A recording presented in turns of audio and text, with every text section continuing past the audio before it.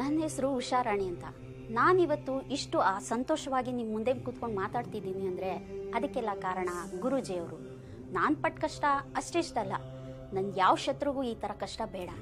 ನನಗೆ ಆಗಾಗ ಹುಷಾರಿರ್ತಿರ್ಲಿಲ್ಲ, ಏನೋ ಒಂಥರ ಸುಸ್ತು, ನನ್ನ ಮೈಯೊಳಗಡೆ ಯಾರೋ ಬಂದು ಸೇರ್ಕೊಂಡಿರೋ ಹಾಗೆ ಅನುಭವ ಆಗ್ತಾಯಿತ್ತು.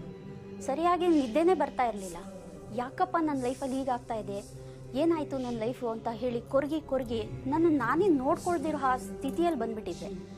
ನಮ್ಮ ಯಜಮಾನ್ರು ದೇವರು ದೇವಸ್ಥಾನ ಅಂತ ಹೇಳಿ ಎಷ್ಟು ಸುತ್ತಿದಾರೋ, ಕೊನೆಗೆ ಬೇಸತ್ತು ನನ್ನ ಮೇಲೆ ಜಗಳ ಮಾಡೋಕ್ಕೆ ಶುರು ಮಾಡಿಬಿಟ್ರು. ನನ್ನ ಮಕ್ಕಳು ಭಯದಿಂದ ನನ್ನ ಹತ್ರನೇ ಬರೋದೇ ಬಿಟ್ಬಿಟ್ರು. ಇದರಿಂದ ನಾನು ಏನಾದರೂ ಮಾಡ್ಕೊಂಡ್ಬಿಡೋಣ ಅನ್ನೋಷ್ಟು ಬೇಜಾರಾಗ್ತಾ ಇತ್ತು. ಆದರೆ ಯಾರಾದರೂ ಒಬ್ಬರು ನನ್ನ ಲೈಫಲ್ಲಿ ನನ್ನ ಈ ಸಮಸ್ಯೆಗೆ ಪರಿಹಾರ ಕೊಡ್ತಾರೆ ಅಂತ ನನಗೆ ಅನ್ನಿಸ್ತಾ ಇತ್ತು. ಆಗ ದೇವ್ರ ಹಾಗೆ ಗುರೂಜಿಯವರು ನನಗೆ ಸಿಕ್ಕಿದ್ರು. ಆದರೆ ನಾನೇನು ನಂಬ್ತಾ ಇರಲಿಲ್ಲ.